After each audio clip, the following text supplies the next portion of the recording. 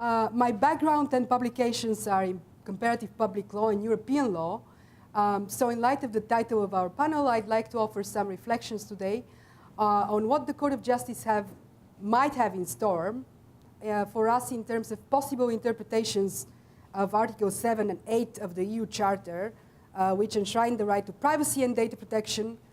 So I'm not sure whether we can cover all of these, but I'm working currently also on a chapter where we have some of the hypotheticals developed in the employment context. So I should say at the outset, like many other things in this field, this is a completely uncharted territory. So far from holding a crystal ball, my talk is just trying to make sense of the substance of the case law and relevant provisions here, as I'm sure that everyone by now is familiar with all the procedures from the previous panels. With this disclaimer,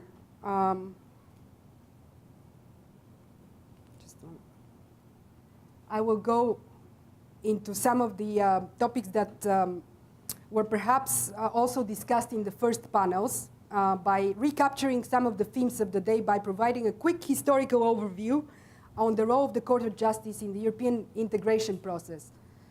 So we heard, or you have heard already, Nico van den Eyck, who has talked about the doctrines of direct effect and primacy of EU law fashioned by the Court of Justice, mainly through what is called the preliminary reference procedure. So this is a procedure through which nationals go to the national courts, and then the national judges can actually ask the Court of Justice about the interpretation of European law.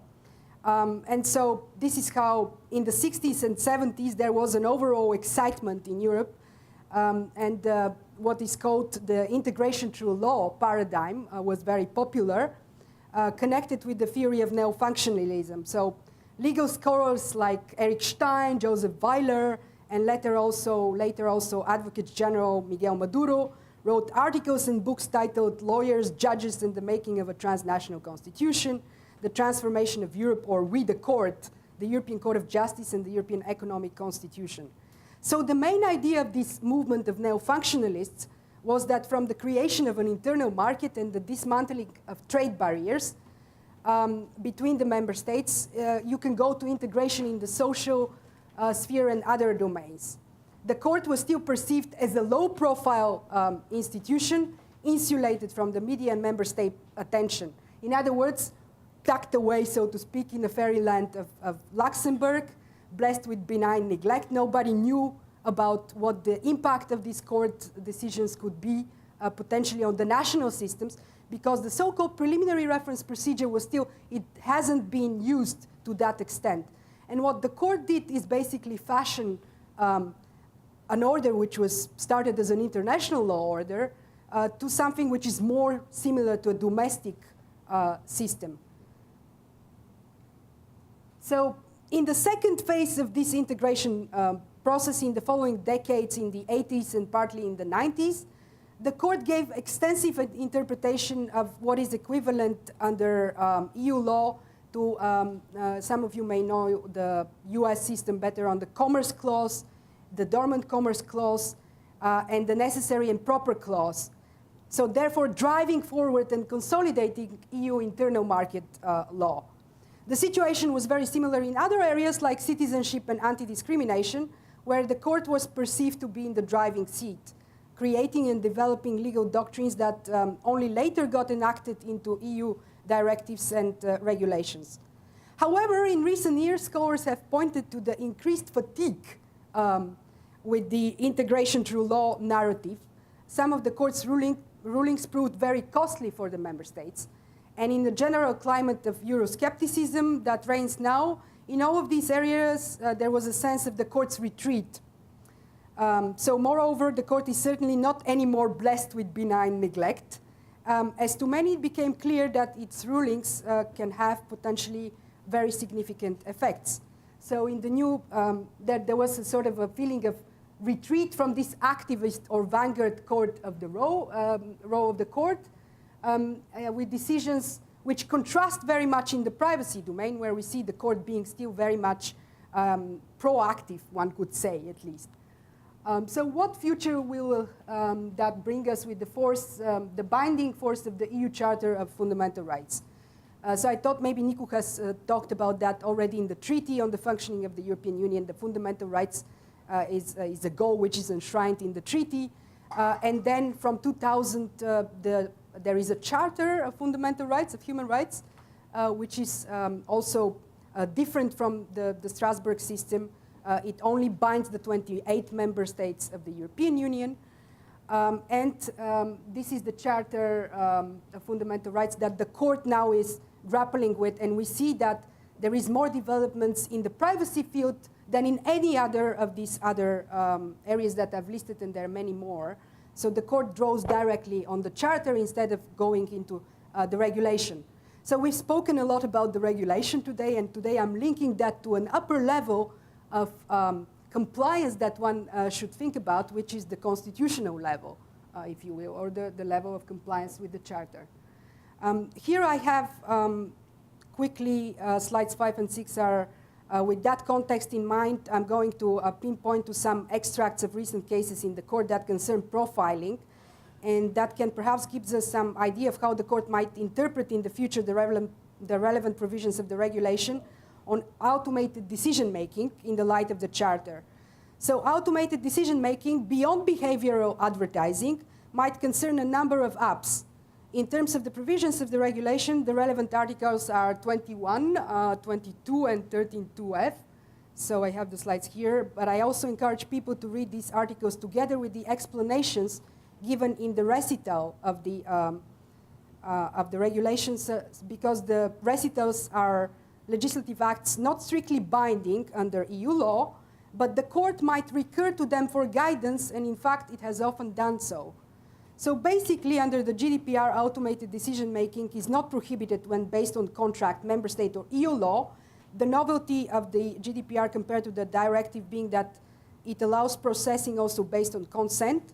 However, the stress is also on suitable safeguards for the individual that include the provision of information, the possibility for the individual to express their point of view, as well as the possibility to challenge the decision, which was here stated in the preamble or the recital. And there are also the other provisions that require participation. The individual can object to processing in certain cases.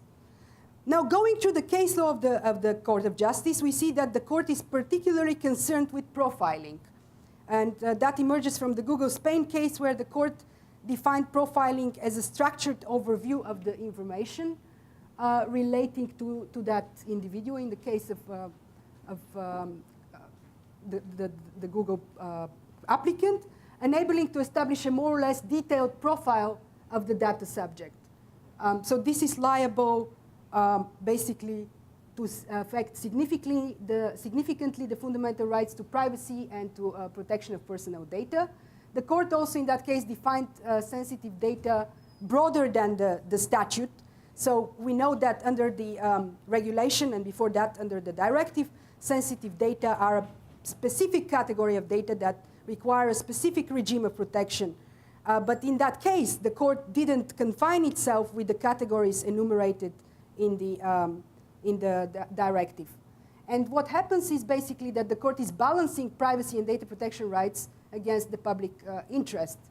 So we see this concern with profiling resurface with the Digital Rights Ireland case. I have put out some quotes here. And later on, the court also specifies that there should be strict review for measures that seriously interfere with privacy and data protection rights, and gives an emphasis on the provision of information in the case of profiling, something that we see also in the regulations provision on automated decision-making, when the provision of information to the individual should be something that is given up front. So you can't profile before letting the individual know that there is a profile about them. And with Schrems, then the court dropped the bomb, holding that the very essence of the right to privacy is affected in what the court perceived as mass surveillance that gives access to the content of data. However, the emphasis there is also on profiling. In fact, being able to probe into the content of someone's communications will draw a complete portrait of that individual, fully profiling them. So here we see the exact provisions of the Charter of Fundamental Rights. We have two separate rights. One of them is to privacy, the other one is to data protection. So the question is whether these are separate or derivative rights. And also, interestingly enough, these are not absolute rights, so they can be limited when there are legitimate reasons for that. And this is the test that the court uses in Article 52.1. It's basically the proportionality analysis. When rights are legitimately limited, then they can pass the proportionality test unless the very essence of the right is affected. And we heard in the previous presentations also how this idea of an essence of a right that has emerged from the German system, but also exists in France as a certain invaluable core of a right cannot be affected, has also taken up in European law. It's enshrined in the Charter. And unlike the German, I think, Bundesverfassungsgericht, and unlike any other court, the court already found that the essence of the right in the case of Schrems is affected. And now the question becomes what could be the essence, the mysterious essence of the right to data protection. In any case, when the essence of a right is affected, there's no further balancing under EU law. So what I have done as a last thing is to go into the opinions of advocates general, which I advise people to do look into, because they often show us how the direction of the law will develop in the future. So these are non-binding opinions, but nevertheless, they give us some idea of how these provisions might be interpreted by the court in the future. They suggest to the court how to interpret the law. And here you see also that the European system, to a certain extent, is also sort of a mixed bag of common law and civil law traditions, because the court is very cryptic in its reasoning on the one hand, which would have to do more with the French system. And on the other hand, we have this common law idea of the court being, first of all, based on precedent, and secondly, going forward in interpreting the Charter. The provisions of the Charter are a bit concise, as in every constitutional document. So the court has been proactive in that respect. So extracting from the opinions of the Advocates General, it would seem that Article 8 of the Charter, as Cruz Villellón writes in Digital Rights Ireland, and I don't have the quotes here, data which qualitatively relate essentially to private life, to the confidentiality of private life, including intimacy, are those that are related to the right to privacy and its essence. Whereas Advocate General Mengocci in the PNR case, which Nico van den Eyck mentioned also at the beginning, talks about the nature of the PNR data does not permit any precise conclusions to be drawn as regards the essence of the private life of the persons concerned.